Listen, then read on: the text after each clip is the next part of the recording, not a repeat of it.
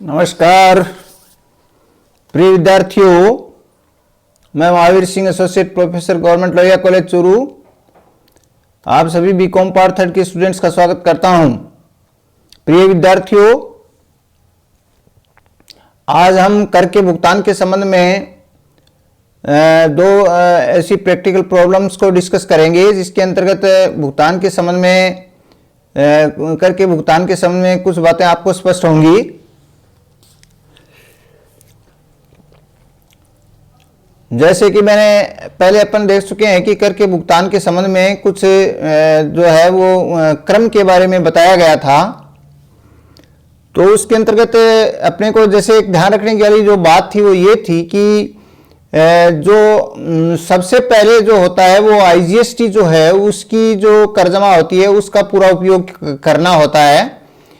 तो जैसे मान लीजिए कई प्रकार के जो है वो जैसे आउट ऑफ स्टेट से कोई माल खरीदा हुआ है या विद इन स्टेट खरीदा हुआ है, तो विद इन स्टेट है तो उससे सीजीएसटी एसजीएसटी पेमेंट की भी होती है, और बाहर के स्टेट से खरीदा हुआ तो आईजीएसटी पेमेंट की भी होती है। तो जो आईजीएसटी की जो जमा होती है उसका सबसे पहले हम आईजीएसटी के आउटपुट टैक्स लायबिलिटी के लिए उसका उपयोग या यूटिलाइजेशन करते हैं। इसके बाद में यदि कोई वो बच जाती है तो ऐसी स्थिति में जो है वो अपन क्या करते हैं कि उसको सीजीएसटी एसजीएसटी और में इसका यूज कर सकते हैं। और वो इसके अंतर्गत स्पष्ट थोड़ा एक संशोधन कर दिया गया है, और ये है कि वो किसी भी क्रम में, जिस क्रम में वो चाहे उसमें यूज कर सकता है। वो कोई नहीं है ऐसी बात कि जिसके कारण से वो जो है उस कि भाई पहले वो पूरी की पूरी को सीजीएसटी में ही यूज किया जाएगा और फिर बाकी बचेगी तो एसजीएसटी में, ऐसा नहीं है। ये संशोधन कर दिया गया है और ये जो है वो किसी भी क्रम में उसको यूज किया जा सकता है। मोस्टली अपने केस में ऐसी स्थिति में क्या करते हैं, जैसे ज़्यादातर संभावना ये रहती है कि आईजीएसटी जो होती है उसकी अगर कर जमा का प्रयोग करने के बाद में उसकी आउटपुट टैक्स लायबिलिटी के बाद में यदि कोई बच जाती है तो मोस्टली इस प्रकार से बची हुई जो राशि होती है वो परिस्थिति के अनुसार हम देख लेते हैं कि भाई उसमें कौन से में जो है वो ये स्थिति हो कि उसे जो है वो टैक्स जमा कराना और फिर उसका जो है वो कैरी फॉरवर्ड करना, ये इस तरीके से दोनों चीज़ें उसमें नहीं हों तो उसकी बजाय वो जो है वो पूरी जो है आईटीसी का यूज़ हो जाए और उसके बाद में यदि बच जाती है तो उसको कैरी फॉरवर्ड किया जा सकता है। तो ऐसी सिचुएशन के अंतर्गत फिर क्या होता है कि उसको जो है वो आधा आधा उसको कर दिया जाता है और फिर उसके परिणाम स्वरूप जो होती है वो जितनी भी जो है अनयूज्ड जो आईटीसी होती है वो कैरी फॉरवर्ड हो जाती है। तो एक बात तो फंडामेंटल रूल ये हुआ कि जब तक उसको आईजीएसटी को पूरा कंप्लीटली यूज नहीं किया जाता है तब तक सीजीएसटी और एसजीएसटी की आईटीसी का यूज नहीं किया जाएगा, नंबर वन।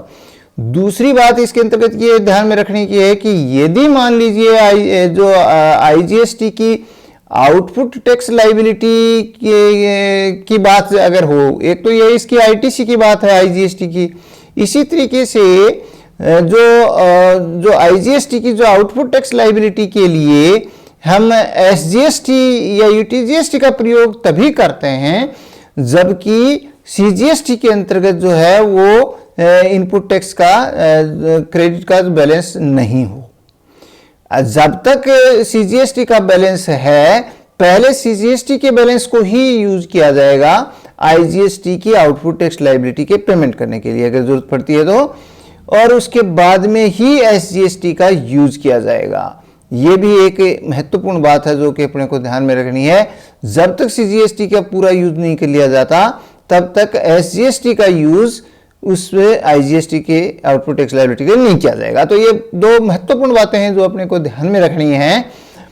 तो अब अपने एक इस तरीके का ये एक क्वेश्चन लेते हैं जिसके अंतर्गत ये कह दिया कि एक पंजीकृत निर्माता है ए लिमिटेड ने मई 2020 की कर अवधि के लिए आप ये विवरण प्रस्तुत किए हैं। ये राजस्थान का एक पंजीकृत विक्रेता है, ये निर्माता है। तो इसके अंतर्गत ये देखिए ये क्या कहना चाहता है कि ये एकीकृत माल और सेवा कर की देय राशि अथवा केंद्रीय माल और सेवा कर राज्य इनपुट कर जमा के आगे ले जाए जाने वाली राशि जैसी भी स्थिति हो तो वो अपने को ज्ञात करनी है। तो यहाँ पर ये सप्लाई की जो वैल्यूज हैं वो आपको परचेज की हुई की सप्लाई की वैल्यू दी हुई यानी आवक आपूर्ति भी दी हुई है और जावा का आपूर्ति भी दी हुई है।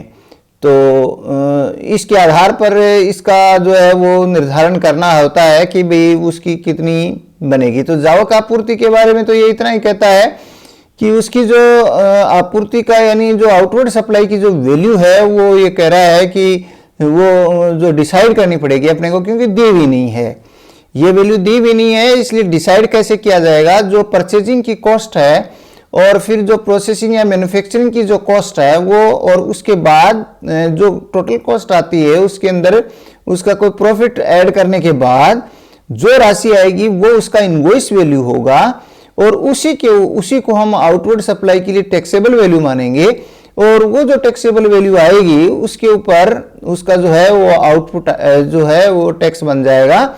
यदि इस प्रकार का जो आपूर्ति है वो अगर विद इन स्टेट होती है तो उसके ऊपर सीजीएसटी आईजीएसटी हो जाएगा, एसजीएसटी हो जाएगा, और यदि स्टेट से बाहर है तो उसके ऊपर आईजीएसटी दे हो जाएगी। तो हमने जब इनवॉइस वैल्यू निकालनी होती है तो उसके लिए हम ये अपना नीचे दिया हुआ है कि ये हम सॉल्यूशन निकालते हैं, और ये कंप्यूटेशन ऑफ इनवॉइस वैल्यू हम ये हेडिंग अपने लगाया।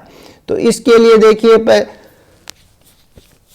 सबसे पहले तो खरीदने की लागत अपने को निकालनी पड़ेगी। तो cost of purchasing material Q है और P है, तो P का मटेरियल की कॉस्ट ऑफ परचेज बनेगी 100 अपॉन जो है वो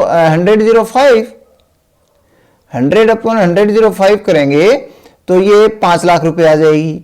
फिर इसी तरीके से कॉस्ट ऑफ परचेजिंग 100 अपॉन 105 क्यों करते हैं, क्योंकि इंक्लूडिंग जीएसटी है, ये इंक्लूडिंग जीएसटी है, इसलिए इसके अंदर अपने किया।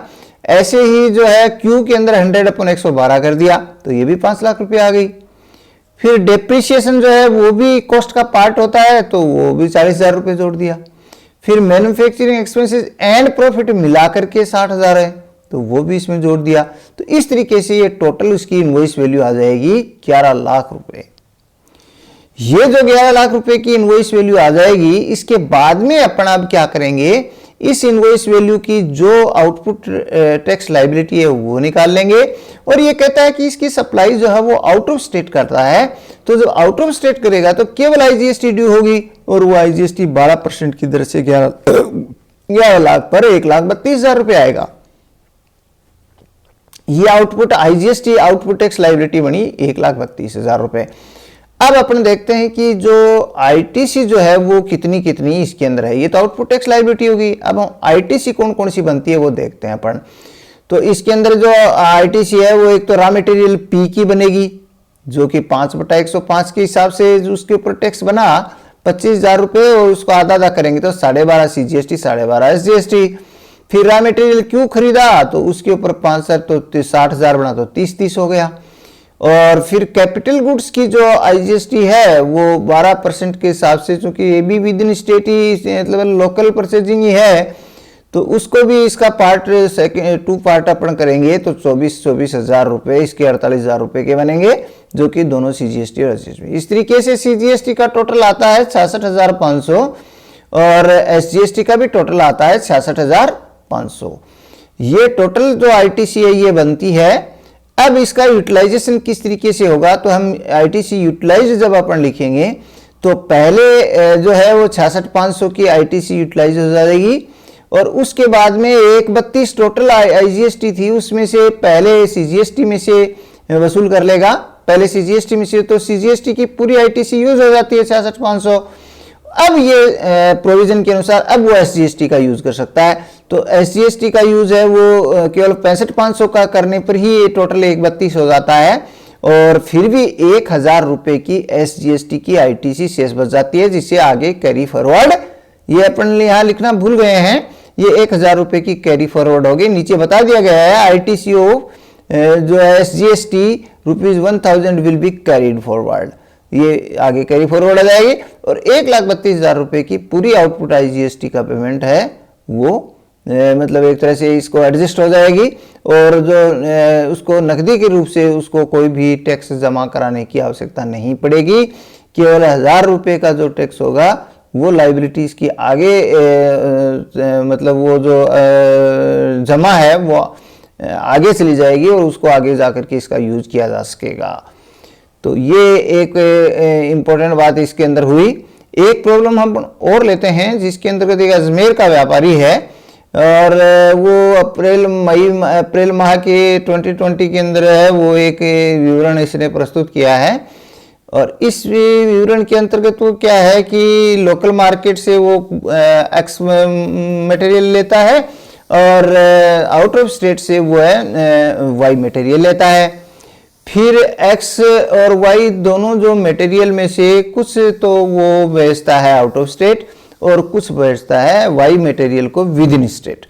इन सब बातों को ध्यान में रखते हुए हमें बताना है कि कितनी जो है वो आईटीसी की राशि आगे ले जानी है यदि कोई हो तो, और कितना पेमेंट नकदी करना पड़ेगा। ये बातें अपन डिस्कस करने के लिए यहाँ पर अपन देख लेते हैं कि भी जो इसमें तीन बातें हैं वो इम्पोर्टेंट हो जाती हैं। एक तो कितना इनपुट टैक्स क्रेडिट बनता है, फिर आउटपुट टैक्स लायबिलिटी कितनी बनती है, और फिर उस आईटीसी का यूटिलाइजेशन किस हिसाब से होता है। तो ये तीन इंपॉर्टेंट बातें हैं जो कि अपन यहाँ पर डिस्कस करेंगे। तो इसके अंदर देखिए जो है, हाँ, तो अपन इसको लेते हैं। देखिए सबसे पहले तो जैसे जो है वो 50,400 रुपए की 12/112 के द्वारा, और हमने देखा तो इसकी सीजीएसटी एसजीएसटी 5400 बनती है, तो 2 का भाग देंगे तो 2700 रुपए इसकी जो है वो आईटीसी जो है वो दोनों की हो जाएगी। फिर वाई वाला मटेरियल है, इसके अंदर चूंकि उसने आउट ऑफ स्टेट से खरीदता है तो इसका जो है 18/118 जब अपन करेंगे तो पूरा 12,600 रुपये आईजीएसटी ही आएगा। इस तरीके से ये इसकी परचेजिंग की जो कॉस्ट है वो 27, इसकी जो सीजीएसटी और एसजीएसटी है वो 2700 बना और आईजीएसटी बना 12,600 रुपये। इसके बाद में आउटपुट टैक्स लायबिलिटी आती है। आउटपुट टैक्स लायबिलिटी जो है वो ये आ रही है आपके अपने सामने है। आउटपुट टैक्स लायबिलिटी जो है वो देखिए इसके अंदर है सीजीएसटी एसजीएसटी और आईजीएसटी के अलग अपन देखते हैं। तो आउटसाइड स्टेट में उसने 40,000 रुपये जो है वो आउट ऑफ स्टेट एक्स को बेचा तो वो 12% की दर से 4800 रुपये बना। उसके बाद में आउटसाइड स्टेट में वाई को भी इसने बेचा तो 4500 रुपये ये बनी, और विद इन स्टेट इसने जो सेल्स ऑफ गुड्स 35,000 का किया तो उसके ऊपर 18% की रेट है, क्योंकि ये वाई है, वाई गुड्स के ऊपर 18% है, विद इन स्टेट है तो सीजीएसटी एसजीएसटी बराबर 3,150 और 3,150 रुपये हो जाएगा। तो ये सिंपल सा कैलकुलेशन जो आउटपुट टैक्स लायबिलिटी का है। टोटल आउटपुट टैक्स लायबिलिटी जो है वो सीजीएसटी की स्थिति के अंतर्गत 3,150 आती है, एसजीएसटी की भी सेम होती है, और आईजीएसटी की 9,300 रुपये की आती है। तो अब हमारे सामने एक क्लियर पिक्चर हो गई। हमारे पास आईटीसी 2700 और 12,600 अवेलेबल है, और आउटपुट टैक्स लायबिलिटी 3,150, 3,150, 9,300 रुपये है। तो अब जब हम यूटिलाइजेशन करेंगे तो पहले तो इस 9,300 की जो 12,600 की जो आईटीसी है, इसकी जो इंटीग्रेटेड वाली जो है आईजीएसटी वाली जो है वो आईटीसी को हम यूज करेंगे पूरा 12,600, तो उसमें 9,300 रुपये तो यूज हो जाएगा। 9,300 रुपये तो हमने इसको सबसे पहले जो आईजीएसटी की आउटपुट टैक्स लायबिलिटी के लिए यूज कर लेंगे 9,300 रुपये। अब 9,300 यूज करने के बाद में भी इसके अंदर 3,300 रुपये की जो है वो आईजीएसटी की आईटीसी और बची हुई रह जाती है। कितने रुपए रह जाती है? 3,300 रुपए की आईटीसी और रह जाती है। तो ऐसी स्थिति में जो है 3,300 रुपए की आईटीसी का जो है वो बराबर यानी बराबर जो है वो बची हुई आईटीसी को एसजीएसटी और सीजीएसटी में बांट दिया जाएगा। तो सीजीएसटी के 1650 और 1650 ही एसजीएसटी के आ जाएंगे। इस तरीके से ये जो है वो यूटिलाइज करने के बाद चूंकि जो है वो टोटल आउटपुट टैक्स लायबिलिटी जो है वो 3,150 और 3,150 रुपये थी। तो अब यहाँ पर जो है वो 1650 रुपये इसमें से और माइनस कर देंगे। तो 1650 रुपये माइनस करने के बाद में 1500 रुपये की ये बच जाएगी। इसमें ये नीचे आया नहीं है, लेकिन ये अपना इसमें से माइनस करेंगे तो ये 1650 रुपये की जो ITC ले लेगा और 1650 की ये ले लेगा, तो 1500 रुपये की जो है वो SGST और CGST, 1500 रुपये की SGST और CGST लाइबिलिटी शेष रहेगी। टोटल आउटपुट टैक्स लाइबिलिटी 3150 रुपये है, उसमें से जो है वो IGST में से आई हुई जो शेयर है वो इसमें से माइनस कर दिया, तो CGST की टैक्स लाइबिलिटी 1500 रुपये रह जाती है और SGST की भी 1500 रुपये रह जाती है। अब इस 1500 रुपये की लाइबिलिटी का यूज जो है वो ITC CGST के जो है वो IGST में से कर लिया जाएगा और SGST की जो है वो उसमें से ITC में से कर लिया जाएगा। तो वहां पर अपने पास कितनी अवेलेबल है, वो 2700 रुपये की हमने पहले ही कैलकुलेशन कर चुके हैं कि वो 2700 रुपये की जो CGST और SGST की जो इनपुट टैक्स क्रेडिट है वो अब यहाँ काम आएगी, क्योंकि हमें 1500 रुपये की लाइबिलिटी रही, तो इसमें से 2700 में से 1500 जो है वो आउटपुट टैक्स लाइबिलिटी के लिए यूज हो जाएगी, तो बाकी 1200 ITC और रह जाएगी। इसी तरीके से SGST आउटपुट टैक्स लाइबिलिटी भी 1500 की शेष रह गई थी, तो उसमें भी जो है वो 1500 रुपये यूज कर लिया जाएगा, तो अब 1200 रुपये शेष रह जाएगी। इस तरीके से SGST और CGST और SGST दोनों जो है वो उनकी जो ITC है उसका बैलेंस 1200 रुपये रह जाएगा, जो कि आगे के वर्षों के लिए ट्रांसफर हो जाएगा, यानी कैरी फॉरवर्ड 1200 रुपये की टैक्स लाइबिलिटी होगी। और नेट जो टैक्स लाइबिलिटी जो है वो पेड इन कैश वाली है वो जीरो होगी, यानी कोई भी नकदी पैसा जमा कराने की जरूरत नहीं है। जो IGST की जो इनपुट टैक्स क्रेडिट है और जो CGST SGST की इनपुट टैक्स क्रेडिट है वो उससे पूरी पूर्ति कर देते हैं, जो आउटपुट टैक्स लाइबिलिटी बनती है उसको पूरा का पूरा कवर कर देते हैं, और बल्कि कुछ शेष 1200 रुपये का शेष आगे भी ट्रांसफर किया जाएगा यूज करने के लिए। तो ये हमने टैक्स के भुगतान के संबंध में कुछ महत्वपूर्ण बातें जो थी वो प्रोविजन थे वो हमने देखे हैं। आज के लिए इतना ही, बहुत बहुत धन्यवाद।